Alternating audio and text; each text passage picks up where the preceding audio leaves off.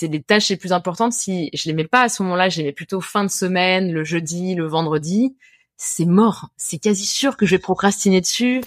Et que je me suis dit, là, il est temps de prendre des choses en main pour t'assurer d'avoir la vie que tu as envie d'avoir et pas de te laisser embarquer et de le regretter 10 ans plus tard, quoi.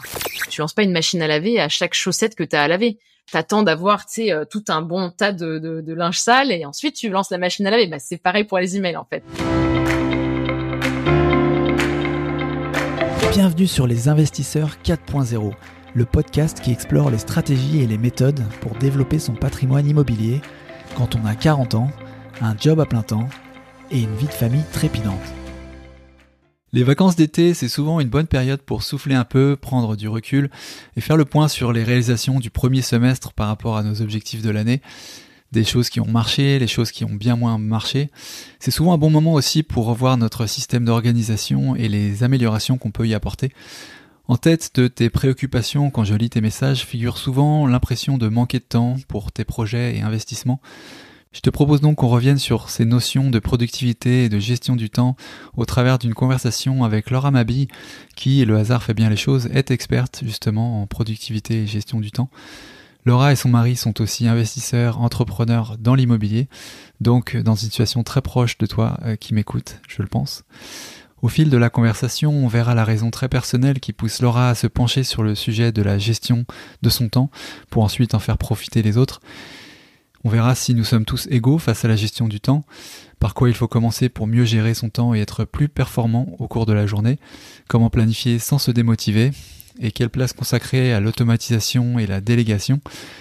Si comme moi tu poursuis des objectifs ambitieux et cherches constamment à faire plus avec moins, cet épisode te donnera des pistes intéressantes à explorer et mettre en place dès la reprise. Et en cadeau pour te mettre le pied à l'étrier, Laura t'offre un modèle de worksheet pour planifier ta semaine en 30 minutes que tu trouveras sur le lien investisseur40.com/Laura, aussi disponible dans les notes de l'épisode. Et avant de démarrer, je te rappelle que si tu apprécies le contenu du podcast, tu peux m'aider à le faire connaître, simplement et gratuitement, au travers d'un avis 5 étoiles sur Apple Podcast, sur Spotify, ou d'un partage sur LinkedIn ou Instagram. Ça nous donne toujours de la force. Allez, sur ce, on s'attaque à la productivité avec Laura. C'est parti. Salut Laura, bienvenue chez Les Investisseurs 4.0. Merci Paco, trop contente d'être ici puisque mon mari écoute assidûment le podcast depuis quelques temps déjà, donc ça fait particulièrement plaisir.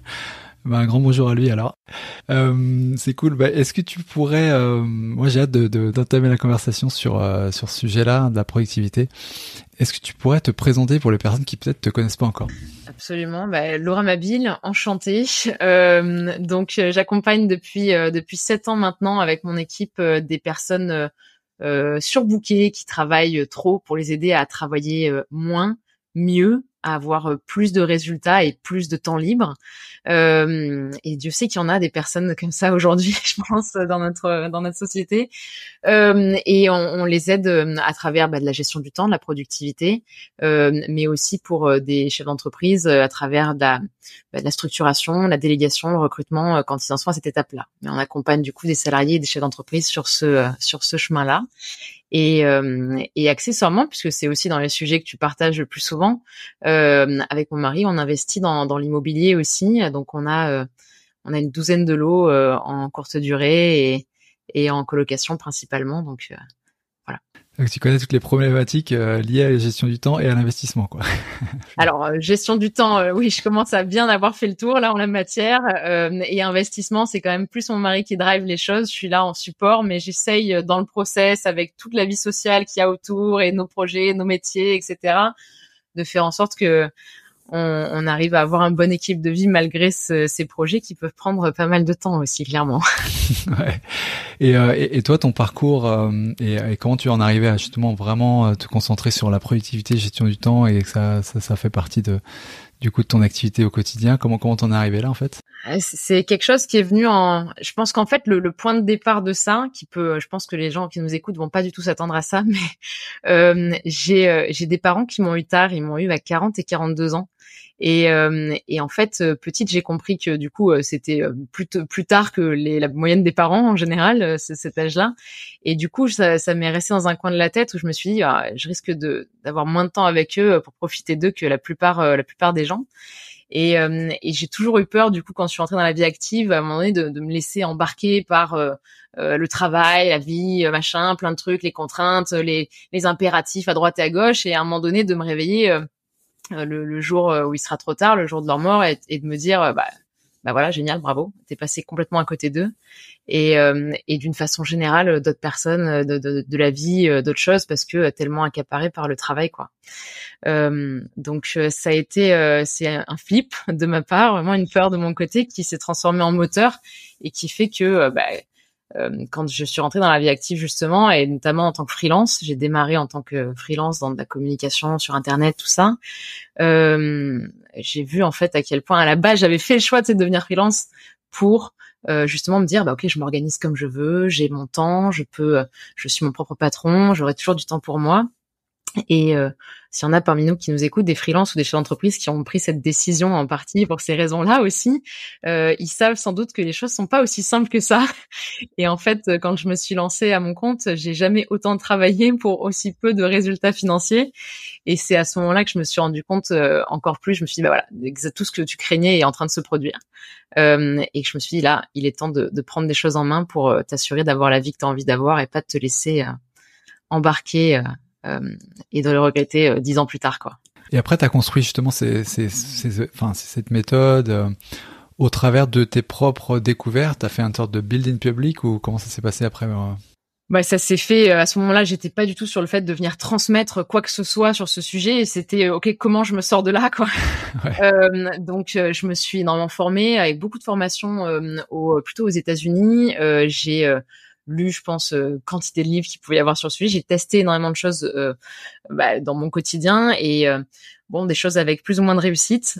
Au final, je me suis rendu compte qu'il y avait pas mal de conseils qui sont partagés souvent, qui étaient plus forcément adaptés à on va dire notre société d'aujourd'hui. Plein de bouquins références en matière de productivité, comme GTD par exemple, qui ont été écrits dans les années 90 ou au début des années 2000, avant l'ère vraiment des open space et tous ces réseaux sociaux et les smartphones qui nous permettent d'être tout le temps connectés, et cette pression de répondre vite, machin, tout ça. Donc il a fallu que je me fasse une méthode à moi, en prenant plein de choses que j'avais pu voir fonctionner à droite et à gauche, et qui pour le coup a fonctionné, puisque avance rapide pour le coup, alors qu'à l'époque je travaillais entre 45 et 60 heures peut-être par semaine. Aujourd'hui je travaille pas moins de 30 heures par semaine, et ça m'empêche pas d'avoir une entreprise qui croît sans arrêt, et d'avoir les projets IMO en parallèle, et ainsi de suite, quoi. Ouais, donc finalement 7 ans plus tard tu as atteint ton objectif, quoi. Oui, même plus, un peu plus, avant ça, mais maintenant ça s'est développé encore davantage, quoi. Mais d'accord. Bah alors évidemment tu parles à un public conquis, moi inclus, hein, sur la partie productivité. C'est vraiment un sujet super intéressant, et je pense que beaucoup de gens cherchent toujours à gagner du temps, en faire plus ou autant avec moins, en tout cas. Qu'est-ce que déjà, pour peut-être planter un peu le décor, est-ce que tu penses que la productivité c'est quelque chose qui peut être accessible à tous, et au même degré en fait à tout le monde? Tu vois, est-ce que on est sur la bonne course finalement, de chercher chacun à améliorer sa productivité? Est-ce que c'est possible de le faire tous, ou est-ce qu'il y a des contraintes que les uns ont et pas les autres, etc. Enfin, comment tu vois ça? Dans tous les cas, il y a productivité qui est le moyen, mais l'enjeu principal, c'est pour chacun d'avoir en fait la vie qu'il a envie d'avoir, de pouvoir passer du temps sur les choses qui font sens pour nous. Qu'est-ce qui est le plus important pour nous au niveau pro et au niveau perso? Donc en la matière, tout le monde a cette possibilité-là. Et après, oui, il y a des choix de vie qui vont peut-être te faciliter des fois plus les choses que d'autres. Un salarié qui va avoir un contrat de travail avec un nombre d'heures fixes, il va s'inscrire dans ce nombre d'heures-là, sauf si à un moment donné, il veut lâcher son emploi ou faire autre chose par rapport à un chef d'entreprise qui va peut-être des fois pouvoir davantage moduler son temps de travail, par exemple. Pour autant, nous, on accompagne à la limite plus de salariés que de chefs d'entreprise aujourd'hui. Donc, il y a vraiment matière à faire, quelle que soit la situation dans laquelle les gens se trouvent, pour pouvoir venir justement avoir davantage de résultats en moins de temps et plus de temps libre pour eux, quoi. Et c'est vraiment... mais le point numéro 1 à venir poser, en fait, c'est pas de chercher à être plus productif pour être plus productif, parce que ça c'est la meilleure solution pour juste toujours essayer de produire plus et de pas forcément arriver là où on a envie d'aller. Mais c'est vraiment de se dire ok, quel est le résultat que j'ai envie d'atteindre, qu'est-ce que moi à quoi j'ai envie que ma vie ressemble, quel équilibre de vie j'ai envie d'avoir, et de venir ensuite utiliser cette productivité-là pour rendre ça possible. Les personnes qui nous écoutent peut-être sont un peu dans le flou ou quoi par rapport à ça. Un exercice qui peut être super intéressant, c'est le fait de venir d'être clair sur ses objectifs ou quoi, mais ça peut être aussi, même si il y a pas de clarté encore sur ce terrain-là, de venir faire le plan d'une semaine idéale pour eux. Une semaine idéale, elle ressemble à quoi? Ça leur laisse le temps pour quoi au niveau professionnel, pour quoi au niveau personnel, à quoi elle ressemblerait en dépit de où est-ce qu'ils en sont aujourd'hui, pour pouvoir après voir dans quelle mesure ils peuvent venir moduler les choses justement pour arriver à faire de cette semaine idéale une réalité, par exemple. Ouais, et ça, tu penses que du coup, ouais, c'est un travail à faire au départ, en fait, de savoir vers quoi on va finalement. Qu'est-ce qu'on cherche à terme, quoi, à accomplir. Ben, c'est-à-dire que tu peux être, mettons qu'on soit un voilier au cœur de l'océan, ok? Ton voilier, tu peux en faire un voilier exceptionnel. Il est ultra rapide. C'est le plus ouf de tous les voiliers. Donc, t'es au niveau de productivité maximum. Pour autant, toi, t'es là, t'es à bord. À un moment donné, t'as travaillé cette efficacité, t'as cette vitesse pour faire quelque chose. Tu veux arriver à une destination. Donc, si t'as pas ta destination qui est fixée, ça sert à rien d'avoir toute cette vitesse. Tu veux que cette vitesse, elle te serve à aller encore plus vite ou à avoir vraiment les résultats que tu veux avoir. Donc, soit t'es un voilier sur l'océan qui dérive, mais à peut-être très très grande vitesse, soit tu te poses vraiment pour arriver à savoir quel est l'objectif que je souhaite atteindre, quel est le rythme de vie, les résultats que je veux obtenir. Et d'un coup, ça va non seulement être beaucoup plus motivant et en plus permettre d'être beaucoup plus précis dans les choses qu'ils vont pouvoir venir faire, par exemple, pour justement améliorer les choses petit à petit. La première étape, tu dirais que c'est la planification, toi, qui permet justement d'avoir un peu cette. Maintenant que j'ai dit ça, c'est pas forcément la première étape que je recommande. Dans les personnes qui nous écoutent, il y a des personnes qui se sentent sous l'eau, qui travaillent plus que ce qu'elles veulent, qui justement se disent bon, c'est pas du tout le rythme de vie que j'ai envie d'avoir. La première chose que à la limite je conseillerais, c'est de venir éliminer le plus possible ce qui vient en général nous manger du temps inutilement. Qu'est-ce qu'il y a là-dedans? Il y a le fait de les interruptions qu'on subit au quotidien, le fait de répondre au fil de l'eau aux messages, aux emails, ce qui nous prend du temps, d'être des fois sur les applications Facebook, Instagram, &co, alors que c'est pas forcément ce qu'on a choisi de faire. On y va plus par réflexe, en mode oh tiens, qu'est-ce qui se passe là-dessus, tu vois, ça va être plus ce genre de choses là. Et en la matière, il y a des choses en plus qui peuvent permettre d'avoir des résultats très rapidement là-dessus. Moi, par exemple, j'adore les outils que tu viens installer une fois, ou les choses que tu fais une fois et qui font que tu vas être tranquille pendant très longtemps derrière. Par exemple, le fait de couper l'essentiel des notifications du téléphone, de l'ordinateur, si c'est pas déjà fait. Ça, c'est un truc qui te permet d'un seul petit push du doigt, tu peux venir supprimer des dizaines et des dizaines de sources d'interruptions de chacune de tes journées. Et si on fait juste une parenthèse sur ce sujet des interruptions, une interruption, il y a une étude de l'université d'Irvine en Californie et d'Humboldt en Allemagne qui a montré qu'il fallait en moyenne 23 minutes et 15 secondes pour retrouver sa concentration après avoir été interrompu pendant plusieurs minutes. Donc, juste pour dire voilà, que le premier enjeu, c'est ok, je veux me libérer du temps. Une des premières choses qu'on peut venir faire, c'est justement de venir essayer d'éliminer le plus possible les distractions qu'on peut subir au quotidien. Par exemple, en supprimant la plupart des notifications. Moi, il y a des outils que j'utilise aussi. J'ai tendance à aller sur Instagram trop souvent. J'utilise l'application qui s'appelle OneSec, One comme le chiffre 1, O-N-E, plus loin S-E-C, qui me permet en fait, je sais pas, bon, les gens qui nous écoutent verront pas, mais en gros, qui me permet quand je vais sur Instagram d'avoir ce petit truc là qui me dit vas-y, respire profondément. Donc ça me bloque en fait pendant une vingtaine de secondes. Respire un bon coup, elle me dit l'application, et elle me dit ok, ça fait déjà 10 fois dans les dernières 24 heures que tu es allé sur l'application, est-ce que tu es sûr de vouloir encore y retourner ou pas? Et ça, c'est génial pour, tu vois, faire juste une petite pause dans les réflexes qu'on peut avoir, un petit coup d'Instagram, machin, et se dire, attends, est-ce que c'est vraiment comme ça que je passais mon temps? Ça, c'est une application qui est top. Et allez, une troisième peut-être pour la route, c'est un autre truc que j'adore, c'est le plugin pour ceux qui sont souvent pareil sur peut-être Instagram, Facebook, les emails, LinkedIn ou autre sur l'ordinateur, l'application Newsfeed Eradicator qui te permet toujours d'accéder aux messageries de tes outils, tes réseaux sociaux, etc. Mais par contre, qui fait que tu ne verras pas le fil d'actu. Génial pour éviter de s'y perdre. Moi, sur YouTube, ça me sauve la vie, par exemple. Donc voilà, il y a des petits trucs comme ça qu'on peut déjà venir faire pour se libérer du temps et c'est la première étape à la limite par laquelle je recommande de passer. Ah, parce que les distractions en fait sont non seulement ouais ça tue sur le moment, mais comme tu parles de 23 minutes, ça veut dire que ça tue pas seulement 1 minute, mais les 23 minutes quoi. Si tu le fais plusieurs fois dans la journée, c'est mort quoi. Tu peux plus rien faire. C'est ça. C'est que tu perds en fait le temps que t'as perdu sur l'interruption. À la limite, bon, ça ok. Des fois, ça peut être des choses utiles à faire aussi. Mais c'est qu'en fait le temps il y a un temps de switch en fait entre les tâches et ce temps-là fait que tu sais t'as toujours un moment de flottement quand t'étais en train de faire quelque chose, t'as été coupé, ok attends j'en étais où, qu'est-ce que je faisais, machin tout ça et ce temps-là tu le perds aussi. C'est ce qui fait concrètement, c'est ce qui fait qu'une tâche que tu peux faire en 1 heure, des fois elle va te prendre 1 heure et demie, elle va te prendre 2 heures parce que t'as pas été pleinement concentré, t'as papillonné à droite et à gauche quand tu faisais ça. C'est vrai que moi la concentration c'est vraiment un truc qui m'obsède aussi parce que je me rends compte à quel point certaines tâches parfois je mets vraiment très peu de temps à les réaliser et parfois je peux vraiment voire même procrastiner et jamais les faire.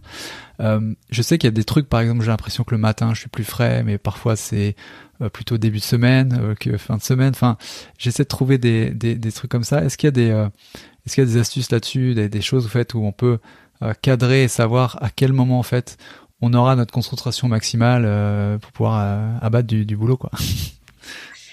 Ça c'est dépendant de chacun, mais il y a quand même une majorité de personnes qui sont plus efficaces plutôt le matin. Matin parce que t'es frais, tu viens à peine d'attaquer ta journée et puis aussi souvent ce qui se passe c'est que t'as eu moins l'occasion de te faire perturber pendant la journée, donc on te dit souvent commence par le plus important le matin pour t'assurer que au moins ça c'est fait.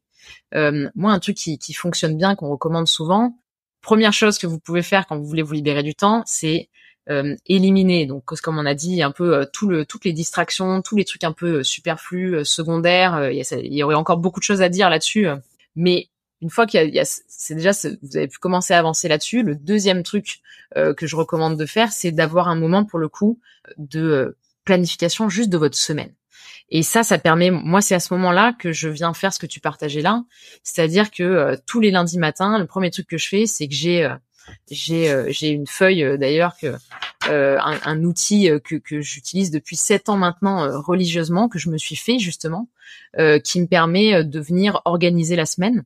C'est ce que j'appelle la worksheet hebdomadaire. Et d'ailleurs, c'est le cadeau que je partage pour ceux qui le voudront dans le lien que tu pourras mettre en dessous de l'épisode ou quoi. Ils pourront télécharger la worksheet hebdomadaire gratuitement, alors que c'est un outil qu'on partage pas vraiment normalement, pour pouvoir organiser leur semaine. Mais ça, justement, à ce moment-là, une des choses que je fais, c'est de me dire, ok, moi je sais que je suis la plus efficace le matin et en début de semaine. Toutes les tâches les plus importantes, je les mets à ce moment-là. Et les tâches, c'est les tâches les plus importantes, si je les mets pas à ce moment-là, je les mets plutôt fin de semaine, le jeudi, le vendredi, c'est mort. C'est quasi sûr que je vais procrastiner dessus, que j'aurai des choses qui vont m'être venues entre-temps et qui vont faire que j'ai des bonnes raisons, soi-disant, de pas avancer sur ces tâches-là, et ainsi de suite. Donc ça, c'est un des trucs, effectivement, tout bête. La tâche change pas, mais selon le moment où tu te mets à travailler dessus, tu vas pouvoir être beaucoup plus efficace quand tu t'y mets justement au moment où toi tu sais que tu es le plus concentré, t'as le plus d'énergie, que tu sais que tu vas pouvoir avancer le plus possible là-dessus quoi. La planification, ça semble vraiment un super concept, mais en pratique, je trouve que c'est très compliqué, notamment en fait parce qu'on a tendance dans la planification, enfin moi en tout cas, à être très ambitieux sur chaque petit créneau horaire, demi-heure de toute la semaine, et en réalité voilà. À partir du moment où, en fait, c'est un peu comme la course, tu vois, de haies, en fait, tu tripes sur une, sur la deuxième, puis après, ouais, j'en ai marre, et en fait, le reste de la semaine, tu suis plus du tout ce que tu avais prévu. Comment tu arrives à gérer le fait de planifier ces choses-là, mais de te donner confiance aussi pour continuer et pour vraiment exécuter et pas finalement abandonner parce que t'es dégoûté d'être trop chargé, quoi, tu vois. C'est exactement l'image de la course de haie. Elle est géniale. C'est vraiment ça, je pense. Il y a deux choses qui aident. En fait, le problème, c'est que la plupart du temps, on planifie comme si on était dans un monde idéal. Déjà, on a tendance à mettre bien plus de choses que ce qu'on a vraiment le temps de gérer, parce qu'on n'arrive pas trop à jauger.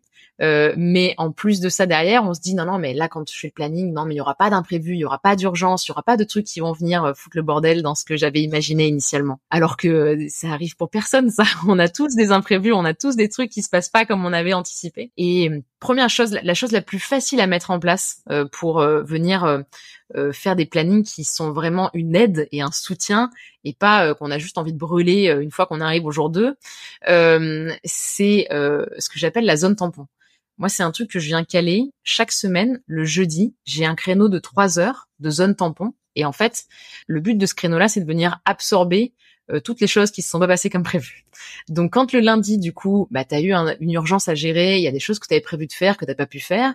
Quand le mardi, t'as eu des choses en plus que t'avais pas anticipées qui sont arrivées et que t'as dû gérer. Quand le mercredi, pareil, il y a eu un autre problème et que t'as pris du retard. En fait, plutôt que de sentir au fur et à mesure de la semaine la pression qui monte, où tu te dis j'y arrive pas, je suis encore en train de prendre encore plus de retard, ça te permet de te dire ok, je savais que ça risquait de se passer comme ça, et c'est ok puisque j'ai mon temps le jeudi qui va me permettre de venir récupérer ce que j'ai pas eu le temps de faire le lundi, le mardi, le mercredi et le jeudi matin par exemple. Ça c'est un truc, de prévoir juste de la marge de manœuvre. Ça peut être voilà juste un moment dans la semaine que vous venez caler, et comme ça vient absorber les imprévus un peu. C'est souvent un truc qui, effectivement, moi, me pose question. Et dans les fêtes, en fait, comme tu dis, c'est pas forcément qu'on a envie de le brûler, mais c'est plus que ça nous démotive, en fait, et ça provoque l'effet un petit peu inverse de l'effet vertueux de dire je veux faire les choses. Et un petit peu dans cette veine-là, est-ce que tu sais, on parle de choisir ce qui est urgent et ou important, tu vois. Mais dans les faits, c'est pareil, c'est un truc que j'ai du mal à, et puis surtout, ça demande pas mal de charge mentale pour vraiment savoir qu'est-ce qui est important, qu'est-ce qui est urgent. Donc, c'est l'impression que c'est un exercice additionnel, tu vois, qui vient par rapport à quelque chose qui devrait me faciliter justement la vie, quoi. Ouais, c'est un peu, c'est tout le. Il y a une citation qui a été attribuée à Abraham Lincoln qui met bien ça en lumière. C'est en gros, si tu me donnais 6 heures pour couper un arbre, je passerais les 3 premières à affûter la hache. Et c'est exactement le truc qu'on a du mal à faire, parce que quand on est sous pression, avec plein de choses à faire, et on se dit déjà qu'on n'a pas assez de temps, etc., le premier réflexe qu'on a envie d'avoir, c'est de se jeter dedans, plutôt que de faire un break, de prendre peut-être 30 minutes justement, ou 1 heure, pour dire attends, c'est quoi le plus important, comment je m'organise, ce qui va t'aider derrière à faire les choses plus facilement.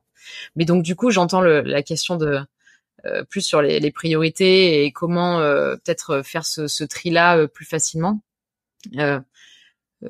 Alors, il y a une réponse simple et une réponse plus compliquée. Je commence par la plus compliquée peut-être, mais on revient sur la question des résultats. Tes priorités, c'est les actions qui t'amènent le plus de résultats. Si mes priorités, et on voit par exemple plein de personnes qui sont peut-être indépendants ou quoi, passer dans un de nos programmes, leur enjeu c'est d'arriver à développer davantage leur business, par exemple, leur enjeu principal. Le truc c'est que quelles sont les actions qui génèrent le plus de résultats pour eux pour développer leur business? C'est peut-être quand ils font de la prospection, c'est peut-être quand ils vont faire justement des choses pour venir vendre davantage leurs services ou leurs produits. Et le problème c'est que ils sont pris le plus souvent par des actions qui sont autres. Ils vont gérer un petit peu les divers problèmes qui ont eu lieu, des demandes clients, répondre aux messages, tu vois, gérer tout ça à côté, la partie administrative, machin. Et à partir du moment où tu es clair sur quel est vraiment le résultat le plus précis que je cherche à atteindre pour ces chefs d'entreprise et indépendants, c'est souvent je veux plus de chiffre d'affaires, plus de bénéfices, peut-être plus d'impact pour mes clients ou quoi. Cette question-là, elle aide à venir filtrer qu'est-ce qui est le plus important au milieu de toute la charge de travail que tu peux avoir. Mais du coup, cette question, pour pouvoir filtrer les choses le plus facilement possible, il faut être clair sur quel est le résultat que tu cherches à atteindre. Si t'as pas de résultat que tu cherches à atteindre, particulier, t'as aucun moyen de venir filtrer les choses qui sont les plus importantes. Parce que les plus importantes par rapport à quoi? Donc là, vraiment, La question première, c'est quel résultat je veux atteindre, par exemple, dans mon activité professionnelle. Et quand c'est des salariés, c'est peut-être pas du coup qu'est-ce qui génère le plus de chiffre d'affaires ou quoi, c'est quel est le résultat qui est attendu du rôle que j'ai au sein de la structure dans laquelle je travaille, par exemple. Ça vaut le coup de se poser une demi-heure ou selon le temps nécessaire à chacun, une bonne fois pour toutes, pour venir définir d'une façon générale quelles sont les actions qui, dans l'activité professionnelle de chacun, génèrent le plus de résultats, pour que derrière, ça puisse servir effectivement de filtre. Parce que c'est tes priorités, t'es pas forcément obligé de venir les redéfinir chaque semaine. Tu peux les définir du coup une bonne fois pour toutes, et après toujours avoir ce filtre à l'esprit de dire ok, moi je sais que les actions qui amènent le plus les résultats que je recherche, c'est justement prospecter, c'est faire des vidéos sur YouTube parce que je vois qu'il y a beaucoup de clients qui arrivent là-dessus. Tu vois, enfin en fonction des activités de chacun, quoi. Ouais, c'est exactement ça. Et à quel rythme en fait tu redéfinis peut-être tes priorités, parce que tu fais ta planification du lundi, tu définis le sens de la semaine, mais en fait tu te rends compte au milieu de la semaine que finalement ça produit pas forcément les résultats. En tout cas, le truc de top priorité produit pas les résultats que tu attendais. Quand est-ce que tu pivotes régulièrement en fait, tu repivotes comme ça ou C'est plus, ça va même pas être à l'échelle de la semaine, c'est limite à l'échelle d'un trimestre au moins, tu vois. Enfin, c'est par exemple, mettons que tu as un objectif pour ton trimestre qui est de faire fois plus je sais pas combien sur ton chiffre d'affaires. Bon bah à ce moment-là, du coup, tu restes avec ce focus-là et ces résultats-là en ligne de mire pendant le trimestre. Au tout début, la meilleure chose à faire, c'est de venir se baser sur qu'est-ce qui a déjà amené les meilleurs résultats par le passé. C'est-à-dire que je reprends le cas de l'indépendant. Avant de venir tester, et c'est marrant parce que j'ai quelqu'un en accompagnement qui me posait cette question pas plus tard qu'hier quelque part, qui faisait plein de choses sur YouTube, sur enfin plein de canaux d'acquisition différents, nouveaux, mais qui avait arrêté de faire les choses qui lui avaient amené déjà chez les premiers clients qu'elle avait eus. Première chose sur laquelle on peut partir, c'est de se dire ok, quel est le 20-80 de ce que j'ai déjà fait au préalable, 20-80, donc les 20% d'actions qui m'ont généré les 80% de résultats que j'ai eus par le passé. Donc, par exemple, dans le cas d'un chef d'entreprise, qu'est-ce qui t'a amené le plus de clients par le passé? Quelles sont les actions que tu as fait qui t'ont amené le plus de clients? C'est sur ça que tu vas venir te concentrer pendant peut-être un temps donné, jusqu'à avoir complètement maximisé ce que tu pouvais faire, par exemple, avec cette façon d'opérer là. Il y a un travail de discipline aussi, de se tenir à ce qu'on avait dit, parce que comme tu dis, c'est pas forcément à l'échelle de la semaine. Pour commencer à voir si des résultats arrivent ou pas, il faut des fois attendre un peu plus et être un peu plus discipliné, tenir sur l'objectif, sur la démarche et l'approche qu'on s'était donné. Mais ça, c'est un autre débat, quoi. Ouais, il y a de la discipline, mais ouais, bien sûr qu'il y a de la discipline, mais il y a aussi tellement de choses qu'on peut faire pour se libérer du temps qui sont pas liées à de la discipline. C'est un peu, par exemple, ce qu'on en parlait tout à l'heure, les notifications, supprimer les notifications, installer certains outils pour te permettre d'être naturellement plus concentré. Tu vois, c'est des choses que tu peux mettre en place sans forcément avoir à te discipliner. Enfin, tu utilises aucune discipline quand tu fais ça. Donc après, oui, selon le niveau d'avancement sur lequel t'es, après il y a des choses qui vont demander davantage de discipline. Pour moi, le plus efficace, c'est d'abord de se concentrer sur les choses que tu peux mettre en pratique sans avoir forcément de discipline. Moi, ça a été ce que j'ai fait. Ça a été un des trucs qui a énormément changé pour moi par rapport à toutes les méthodes super lourdes que je pouvais découvrir justement, qui demandaient énormément de discipline. Tu as l'impression que c'est une charge de travail supplémentaire que tu viens de mettre pour venir t'organiser, gérer ton temps, etc. C'est d'essayer de simplifier le plus possible les choses. Ta méthode d'organisation, elle doit être la plus simple et légère possible. Et ça doit pas être une usine à gaz à entretenir, quoi. C'est quoi, toi, la type d'organisation que tu pourrais conseiller, alors, en plus de la planification, mais tu vois, le type de façon d'être organisé dans tous les sens du terme. Ça peut être même au niveau rangement, ça peut être chez soi. Est-ce qu'il y a t'as des trucs comme ça qui sont intéressants à avoir et à changer un peu dans sa vie pour se mettre aussi dans un environnement qui va nous permettre de sans avoir à faire appel à la discipline, justement, d'être plus efficace? Ça rejoint un peu ce qu'on disait tout à l'heure. C'est le premier truc que tu peux faire et qui va sur certains terrains pas te demander de discipline du tout. C'est effectivement de revoir un peu ton environnement. Ça peut être ton environnement digital, donc avec les notifs, etc. Ton environnement physique, le bureau dans lequel tu travailles, pour te permettre d'être plus concentré. Et donc de pas perdre des heures par semaine, voire des heures par jour sur les différentes distractions et sollicitations qu'on peut subir en règle générale. Deuxième chose que tu peux faire dans l'ordre justement un peu où on avance dans le challenge de mise en pratique, etc., c'est cette planification hebdomadaire qui, en 30 minutes, juste 30 minutes en fait, que tu passes chaque semaine pour venir t'organiser ta semaine, déjà t'as gagné un temps considérable aussi. Et après, derrière, il y a différents axes possibles. Il y a le fait de justement venir diminuer tout le secondaire qui te mange du temps. C'est-à-dire si t'es dans des réunions que tu trouves inutiles, si t'es ultra sollicité par tes collègues, de peut-être un exemple qu'on voit souvent pour les personnes qui sont en open space ou quoi, qui se disent mais moi je suis sollicité à longueur de journée, je sais que ça me prend un temps fou et pourtant je vois pas comment faire les choses différemment. C'est par exemple peut-être pour elles de alors quand elles ont pas encore essayé ça, de travailler, de dire un peu aux collègues autour, voilà, quand j'ai le casque sur les oreilles, c'est que je suis concentrée, venez pas me poser de questions à ce moment-là. Il y a des gens qui respectent ça, et dans certaines entreprises, ça se respecte, les gens respectent pas du tout, ils en ont rien à faire. Ça peut être aussi de mettre en signature de mail, voilà, si vous avez besoin de passer me voir au bureau, faites-le l'après-midi. Le matin, j'essaie d'être focus sur les dossiers en cours, etc. Mais par contre, venez au bureau l'après-midi pour me solliciter, ou mieux encore, envoyez-moi juste un email et je le traiterai quand je peux. Les emails, justement, c'est un sujet qui prend énormément de temps pour beaucoup de personnes. Et il y a un truc qui peut déjà leur faire gagner beaucoup de temps dans ces cas-là, c'est d'arrêter de traiter les emails au fil de l'eau.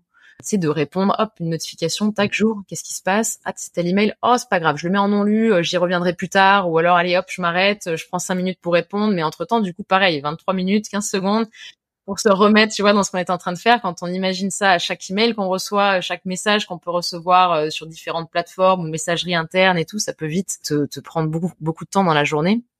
Une des meilleures choses qu'on puisse faire là-dessus, c'est de venir grouper les moments où on regarde ses emails, de les regarder par exemple une fois en fin de matinée, une fois en fin de journée, et pour pouvoir tous les traiter d'un coup. Je sais plus où est-ce que j'ai lu ça, quelqu'un qui avait fait le parallèle de tu lances pas une machine à laver à chaque chaussette que tu as à laver. T'attends d'avoir, tout un bon tas de linge sale et ensuite tu lances la machine à laver. C'est pareil pour les emails en fait. Tu viens pas les traiter chaussette par chaussette, email par email. Tu viens traiter vraiment tout d'un coup. Allez, 1 à 2 fois par jour, ce qui empêche pas d'être réactif pour autant. Du coup, tu t'es réponds dans un délai maximum de 3 heures jour ouvré, quoi. C'est déjà génial. Donc, de venir supprimer le secondaire comme ça. Tout ce que j'appelle le secondaire, c'est-à-dire souvent c'est pas ça le plus important dans ta journée, c'est pas ça le plus important dans ton travail, c'est pas ça qui va t'amener les résultats que tu veux vraiment. Et donc il y a tout un enjeu à venir petit à petit supprimer justement comme ça les choses qui un peu parasites, qui peuvent facilement nous prendre trop de temps et nous empêchent d'avancer sur les vrais sujets.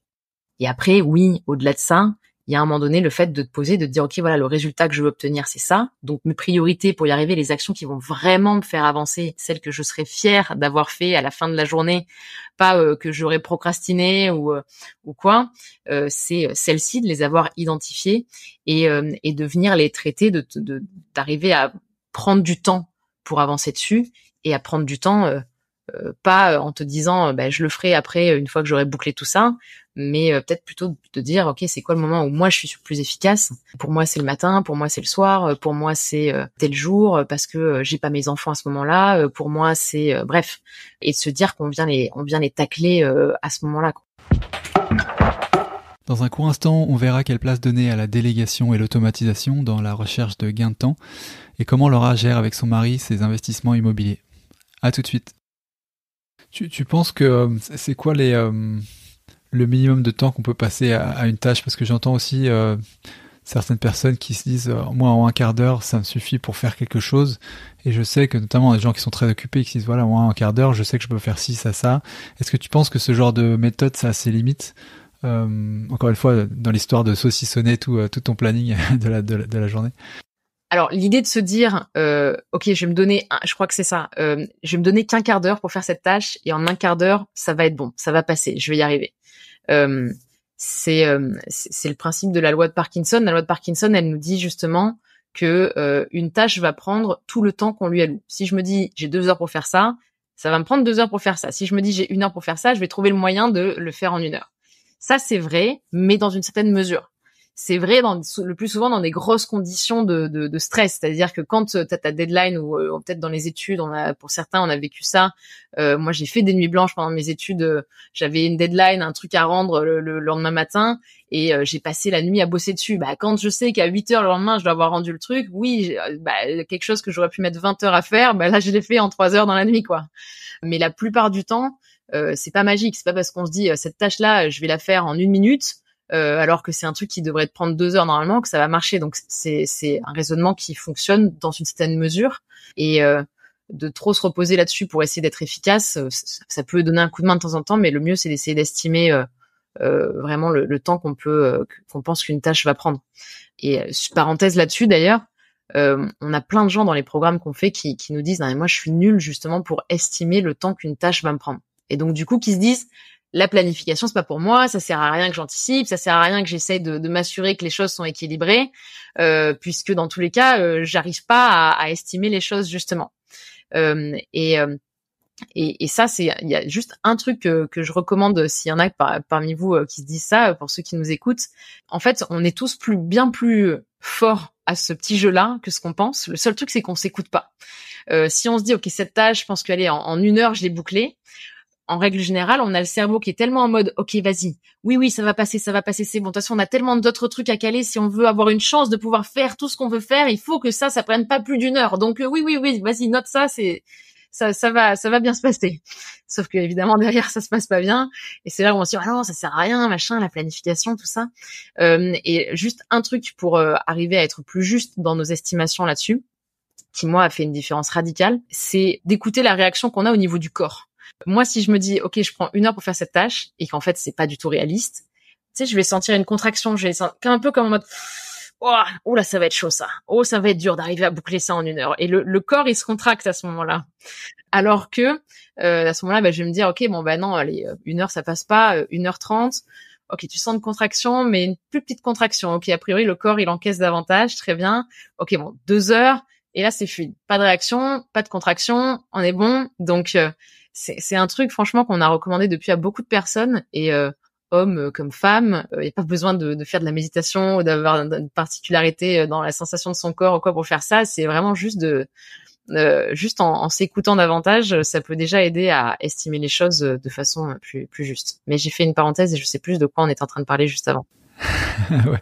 Non, mais c'est exactement ça. C'est de pouvoir mesurer en fait le temps que tu vas allouer à certaines tâches, parce que quand tu t'en donnes trop peu, effectivement, le backlash, finalement, c'est que derrière, c'est que tu crois plus au truc et tu casses tout ton jouet, quoi, en fait. Alors que le but, c'est que ça t'aide justement. Donc c'était ça. Exactement. Ouais. Quelles sont la place que tu donnes à l'automatisation ou la délégation dans l'atteinte, dans la recherche de gagner du temps? Tu penses que c'est une bonne idée? Je pense que c'est une super idée, mais c'est pas, pour le coup, quand tu parlais de est-ce que tout le monde, on va dire, part du même point en la matière et a les mêmes leviers pour venir être plus efficace, on rentre là sur des terrains qui sont pas forcément accessibles à tout le monde dans toutes les activités. Le premier niveau pour optimiser son temps, c'est la gestion de son temps. Et là, je parle pas de délégation et je parle pas d'automatisation. C'est à la portée de tout le monde. On peut tous venir faire ça, de venir organiser les 24 heures qu'on a chacun dans nos journées. Et là, je pense surtout peut-être à des managers qui ont effectivement beaucoup de personnes dans leur équipe ou aux chefs d'entreprise.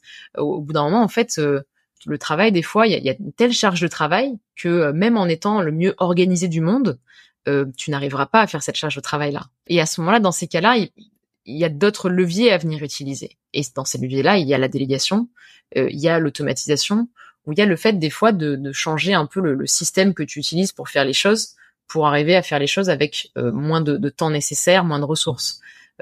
Si je devais donner un exemple de ça, c'est le consultant qui répète souvent la même chose aux différentes personnes qui l'accompagnent ou qui le sollicite pour ses services et ses conseils, et qui, plutôt que de répéter tout le temps la même chose, va peut-être se dire tout ça je vais l'enregistrer une bonne fois pour toutes, je vais leur envoyer, comme ça nous fait gagner du temps, par exemple. Ça, c'est ce que j'appellerais un changement un peu au niveau du système, dans la façon de fonctionner. Mais délégation et automatisation, Alors délégation, des fois c'est un incontournable, hein. Pour certains chefs d'entreprise, à un moment donné, voilà, il faut en passer par là quand on veut continuer à développer son activité et sans forcément travailler davantage ou justement en pouvant travailler moins. Et l'automatisation aussi, nous dans l'entreprise, on a peut-être l'équivalent d'un rôle à mi-temps qui est géré par Zapier, qui est un outil pour venir automatiser justement beaucoup de choses, surtout quand on travaille beaucoup avec le digital, quoi. Et dans ton parcours d'investisseur, justement, avec ton mari, si c'est de la question courte durée, j'imagine qu'il y a possibilité de déléguer à une conciergerie, ça c'est assez classique. Mais quelles sont les choses peut-être que dans cette activité là encore une fois liée à l'immobilier en fait que tu as réalisé qui t'ont permis déjà de pouvoir avoir ton activité et cette activité là parce qu'on sait que la gestion locative c'est un boulot et l'investissement c'est un boulot à temps plein. Comment tu as réussi à gérer toutes ces crossovers en fait tout le temps que pouvait te demander cette activité là? Alors j'ai plein de choses qui me viennent. Faut que j'essaie de pas oublier des trucs. Justement, on est passé au tout début, les premiers projets qu'on a fait, on n'a pas beaucoup délégué. Voire même des fois, on mettait la main à la pâte sur certains trucs. Je me souviens d'un appart qu'on a rénové pour le transformer en Airbnb, et on s'était dit bon, pour faire baisser un peu la note au niveau du chantier, on va enlever les gravats nous-mêmes. Ça a été horrible. Ça a été horrible parce que, ça dit en passant, on voulait faire des économies en faisant ça. On a loué un camion avec lequel il y a eu un accident. On a eu la franchise à payer. On a dû acheter des sacs à gravats. On a dû descendre le truc par le balcon, bloquer la route en partie. Enfin, c'était vraiment pas le truc qui nous a fait gagner du temps ou de l'argent au final d'ailleurs. Mais en tout cas, premier niveau, c'est un des trucs qui nous a aidé dans le fait d'arriver à avancer sur les projets IMO avec mon mari en parallèle de nos activités, parce qu'à ce moment-là, lui, il avait son boulot plein temps, moi, j'avais l'entreprise. On avait notre mariage pour certains projets en parallèle. Je t'en avais parlé quand on avait échangé un peu avant. C'était de premier niveau de pouvoir se bloquer un temps chaque semaine pour avancer sur les projets. Donc on s'était bloqué un créneau le week-end où on venait faire le point un petit peu par rapport à où est-ce qu'on en était selon l'étape, quel choix au niveau de la déco, parce qu'on prenait pas d'archi d'intérieur au début, quel choix au niveau de la déco on vient faire, on prend quel carrelage, machin, bref, donc d'avoir un moment, un créneau bloqué dans la semaine dédié à toute la partie projet immobilier pour qu'on se concerte, qu'on prenne les décisions, etc. Ça, c'est quelque chose qui nous a aidés. Après, très vite, le levier principal, ça a été effectivement la délégation. Aujourd'hui, les courtes durées qu'on a, elles sont toutes déléguées à un gestionnaire. Aujourd'hui, on a encore plus de projets maintenant qu'au tout début. Donc, on délègue à des archis d'intérieur pour avoir justement toute cette partie un peu de l'aménagement, des choix de design, etc., du choix du mobilier qui sont traités sans qu'on ait à passer des heures. Avant, il y avait des phases de notre vie où on connaissait tous les mecs de Leroy Merlin par leur prénom, quoi, limite. Donc, la délégation là-dessus, ouais, c'est quelque chose qui nous a aidé à pouvoir faire plus de projets sans y passer plus de temps, quoi. Vous avez fait tous ces projets à peu près au même endroit, zone géographique, à peu près? Quasiment, ils sont tous dans la région. Et du coup, est-ce que ça vous a permis, pour le premier, vous avez fait vous-même, et puis vous avez cherché tout ce qui est, les architectes ou autres, et ensuite, vous avez pu vous appuyer sur les prochains, sur les suivants, en tout cas, sur cette équipe-là, c'est comme ça que ça s'est fait, j'imagine? Oui, en fait, au début, on a mis la main à la pâte sur tout, et à la limite, c'est bien aussi parce que tu te fais un peu les dents là-dessus, tu vois un petit peu le concret, et après, ça t'aide aussi à mieux déléguer par la suite, de pouvoir faire ça, à savoir un petit peu à quoi t'attendre. Et puis après, c'est que Raph, mon mari, s'est mis vraiment à fond là-dedans, au point qu'aujourd'hui c'est devenu son activité principale. Donc en termes de réseau, il a commencé à avoir du réseau et de pouvoir avoir les bonnes personnes à qui s'adresser en termes de corps de métier, en termes d'archi, en termes de tous ces profils-là. Un truc parenthèse justement qui peut aider même quand on n'est pas à cette étape de délégation, c'est qu'on est venu se faire des checklists. Genre la checklist de qu'est-ce que tu checks sur une visite initiale d'un bien que tu veux derrière peut-être mettre sur de la coloc ou de la courte durée. Qu'est-ce que tu viens vérifier? La checklist d'une réception de chantier. Qu'est-ce que tu viens, tous les points à venir checker, et à chaque fois qu'on fait une réception de chantier, il y a un petit truc en plus qu'on vient rajouter. La dernière fois, on récupère un chantier et on se rend compte quelques jours après, donc quand tout le monde a été payé, plus personne n'a dans le planning de revenir ou quoi, on active les robinets et on se rend compte qu'il n'y a pas d'eau chaude. qu'il y a un problème sur l'accordement et en fait, il y a pas d'eau chaude. C'est le truc que tu regardes pas forcément, tu vois, quand tu reçois ton chantier, tu penses pas à venir checker tous les robinets pour te dire est-ce qu'il y a bien de l'eau chaude de partout, mais pareil, à un moment donné, on s'est trouvé à avoir fait tout le plan de la cuisine et à se dire mais en fait, on met le micro-ondes où là? On n'a pas la place pour le micro-ondes là-dessus.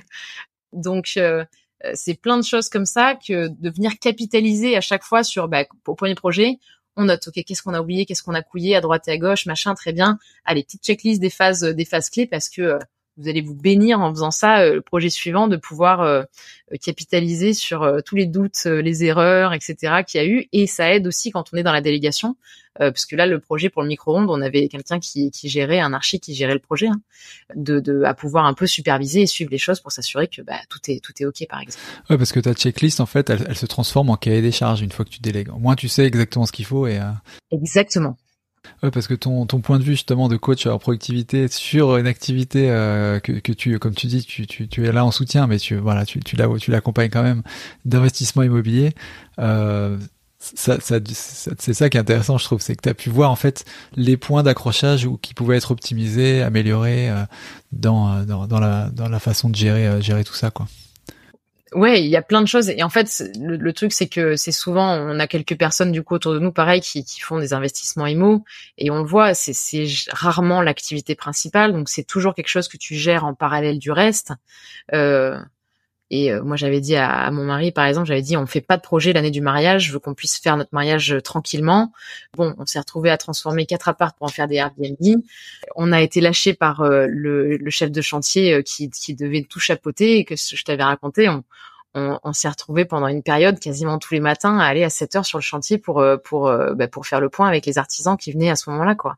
Et on l'a fini après le mariage, hein, donc.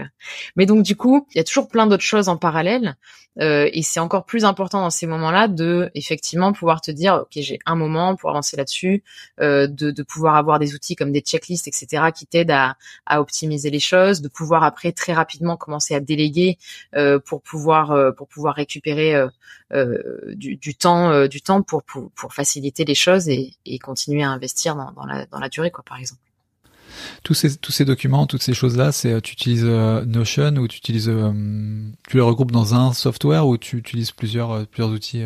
Ouais, alors ça dépend. J'ai réussi à mettre mon mari sur Asana, donc on est sur Asana maintenant moi je le suis avec mon équipe sur Asana.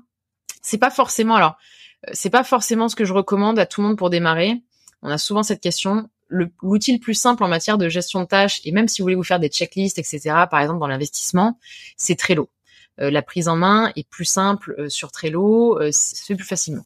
Mais dès que vous commencez à avoir des équipes, si jamais vous avez, moi c'était mon cas, j'ai une entreprise avec une dizaine de collaborateurs, donc Trello ça suffit plus dans ces cas-là. Enfin, tu peux, mais je trouve que c'est beaucoup moins pratique. Donc, quand vous êtes plus de 2 ou 3 à vouloir vous organiser sur Trello, passez sur Asana. Et donc, bon, il se trouve qu'on a choisi Asana avec mon mari pour ça. Donc, nous, on a un tableau Asana et pour les actions justement qui nous aidaient à venir noter les différentes choses à faire et sur le côté immobilier et sur le côté mariage quand il y a un projet mariage ou quand il y a d'autres projets en préparation de voyage ou autre et sur les petits trucs du quotidien. Ça, c'est quelque chose et un calendrier partagé, c'est 2 trucs qui aident beaucoup. Et les checklists, du coup, elles peuvent être soit sur Asana, sous forme de vraiment t'as une tâche en mode ok, réception de chantier, voilà les différents trucs de la checklist, t'as les sous-tâches du coup à venir checker au fur et à mesure que t'as vérifié les choses sur place, ou des fois ça peut être un Google Drive. Il y a beaucoup de choses aussi qu'on se partage sur Google Drive.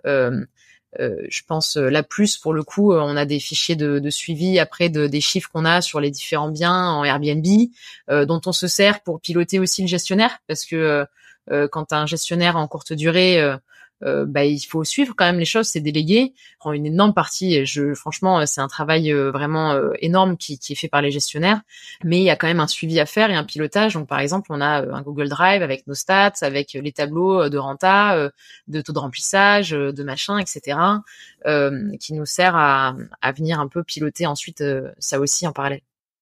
Vous avez des projets de continuer encore dans l'immobilier, juste pour Oh oui, oui. Finir cette Ah oui, parenthèse. oui. Projet, oui, évidemment. Après, c'est surtout, comme je disais, moi, je suis là en support.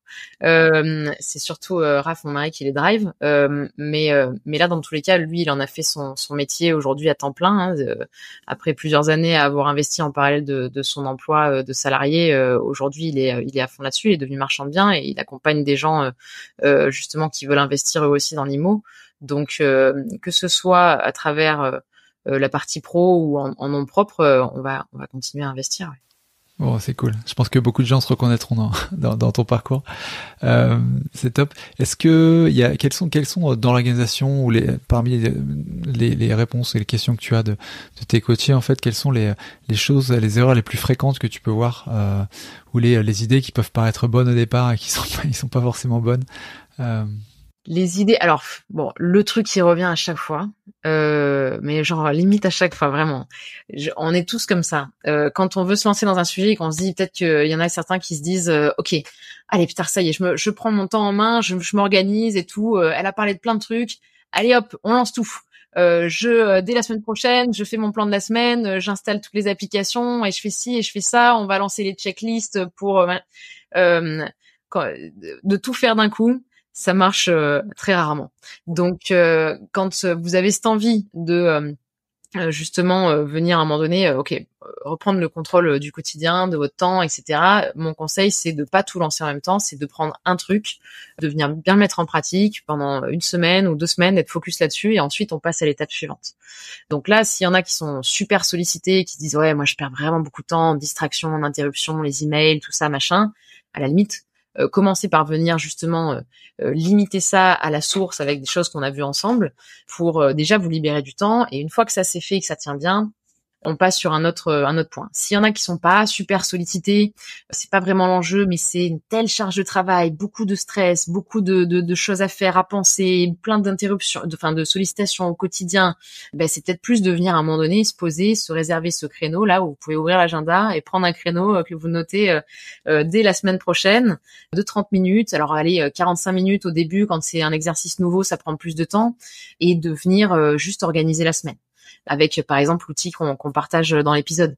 Et bref, c'est de venir faire une chose à la fois et de pas essayer de tout faire en même temps. Ok, ouais, aller par étapes. Tout à fait. C'est cool. Est-ce qu'il y a des ressources autres que celles, parce qu'on en a pas mal mentionné, mais peut-être des ouvrages ou des choses à lire, à voir, qui sont sur le sujet pour creuser un peu plus? Il y en a un que j'ai vu sur ta bibliothèque la dernière fois, qui est top et qui a été depuis traduit en français, c'est The One Thing. Je sais pas comment ils l'ont traduit en français, peut-être qu'ils n'ont pas changé le titre, de Gary Keller et Jay Papasan, qui est un super livre pour justement venir creuser. Il y a cette question, par exemple, qu'ils partagent dans The One Thing sur le sujet des priorités, qui est génial, qui est quelle est la chose que je peux faire qui, en la faisant, va rendre le reste plus facile, voire inutile. Et ils viennent poser cette question-là à fond pour vraiment aller au plus du 20-80 et de l'effet de levier et vraiment des priorités. Donc ça, c'est un super livre en la matière. Je regarde un petit peu autour de moi parce que j'en ai lu tellement là-dessus. Un autre livre qui fait vraiment du bien, et ça c'est un point qu'on n'a pas abordé, qui fait vraiment du bien pour un petit peu se calmer sur notre tendance à se dire il faut que je travaille dur pour réussir. Ce livre, c'est Arrêtons de bosser comme des fous de Jason Fried et mince, j'ai oublié son acolyte. C'est ceux qui ont écrit Rework aussi. Ce livre-là est génial parce qu'ils partagent la culture de travail qu'ils ont mis en place dans leur entreprise Basecamp, et il y a plein de choses qui sont vraiment intéressantes. Par exemple, l'open space. Ils ont transformé les règles de l'open space en règles de bibliothèque. Ils disent en fait, dans les bibliothèques, tu rentres dans n'importe quelle bibliothèque du monde, il y a toujours les mêmes règles, c'est chacun est silencieux pour permettre à chacun de se concentrer. Donc tu es dans un énorme open space, mais c'est très silencieux, c'est très calme pour que chacun soit focus. Et ils disent en fait les open space de Basecamp, de leur entreprise, ils ressemblent à ça.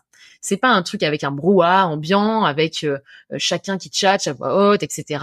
C'est quelque chose où chacun est vraiment posé. S'il y a des discussions à avoir, elles sont à voix basse, ou le mieux, c'est qu'on se met à l'écart pour faire des points ou pour passer ses coups de fil. Et d'une façon générale, ils ont aussi ce truc de dire on se calme. Quand aujourd'hui on a beaucoup de cultures d'entreprise qui disent on va changer le monde et on est une grande famille, et ils disent mais non, en fait c'est ton entreprise, t'as ton entreprise d'un côté, t'as ta famille de l'autre, t'es pas obligé de changer le monde. Et l'inverse de la conquête du monde, c'est pas forcément l'échec, c'est la participation. Et donc il y a plein d'idées un peu comme ça qui viennent challenger aussi la culture du travail dans laquelle on baigne aujourd'hui. Et ça c'est un point qui mérite, je pense, d'être souligné. Moi, il y a une époque où, quand on me demandait, l'époque où je travaillais énormément, justement, quand on me demandait comment ça allait, et que je disais, bah écoute, ça va, la forme, en fait, en vrai, bon, je touche pas terre, hein, mais j'ai pas une seconde pour moi, mais bon, c'est cool. Bah, j'étais fière de dire que j'étais surbookée. Fière parce que quelque part, je me disais, bah je suis importante, je suis demandée, je me donne les moyens, je fais ce qu'il faut. Et en fait, le problème, c'est que quand t'es fière d'être surbookée, bah, tu peux être aussi productif que tu veux, tu vas toujours être surbooké parce que quelque part dans ton système de valeurs, c'est qu'à un moment donné, il y a l'idée de il faut que je travaille dur pour réussir et pour le mériter qui a été ancré. Et parce qu'on a plein d'exemples qui peuvent nous donner cette impression-là. Et donc, c'est super intéressant aussi de venir essayer de se dire, OK, quelle est un peu ma perception des choses? Et est-ce que moi aussi j'ai ce biais-là de me dire il faut que je travaille dur pour réussir et pour le mériter? Et ce livre, quand il y en a qui ressentent ça, ça peut être un bon livre à venir lire justement pour venir un petit peu s'ouvrir au fait que non, c'est pas forcément vrai et que c'est pas parce que tu travailles plus que tu auras plus de résultats, et c'est pas parce que tu as travaillé dur toute ta vie que tu vas vraiment avoir les résultats que tu veux derrière. Des fois, au contraire. Non, c'est une super façon de pouvoir mettre les choses en perspective, prendre du recul. Ça rejoint un petit peu l'histoire de savoir quel but atteindre, quel est vraiment ton objectif, plutôt que voilà d'être dans la course toujours effrénée, la fuite en avant toujours. Donc c'est top. Je connaissais pas ce livre, je vais le mettre dans ma bibliothèque du coup aussi. C'est cool, merci beaucoup Laura. Où est-ce que les gens peuvent te joindre, enfin quel est le meilleur canal pour te joindre si les gens veulent prendre contact avec toi?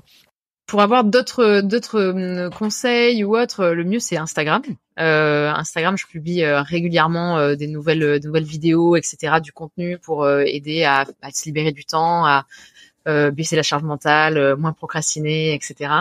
Et sinon, sur le site internet www.lauramabille.fr, sur lequel vous pouvez nous contacter. Et puis de toute façon, pour ceux qui veulent, avec l'outil qu'on a laissé à disposition, là justement, la worksheet hebdomadaire qu'ils peuvent télécharger gratuitement. Alors que normalement c'est un outil qu'on partage pas, on va dire vraiment comme ça, pour justement venir planifier leur semaine en 30 minutes. C'est vraiment l'outil que j'utilise moi depuis 7 ans et franchement pour rien au monde je reviendrai en arrière. C'est un des outils qui m'a aidé à diviser par 2 mon temps de travail.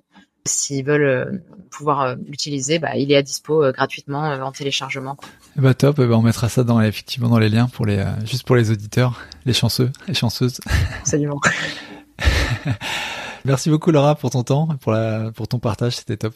Bah, merci à toi, un plaisir. Et tu pourras dire merci à mon mari qui est en train d'imprimer, je sais pas si ça s'entend, sur l'imprimante d'à côté. Je suis désolée, mais en tout cas vraiment un plaisir et bonne continuation à tout le monde. C'est top. Non, mais on n'arrête pas de bosser. Il y a sûrement du boulot encore. C'est bon signe.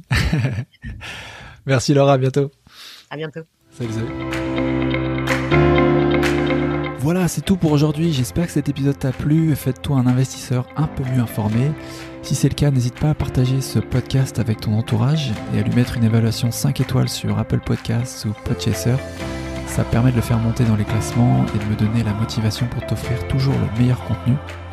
Voilà, merci beaucoup encore pour ton soutien et une très bonne fin de semaine à toi. Ciao.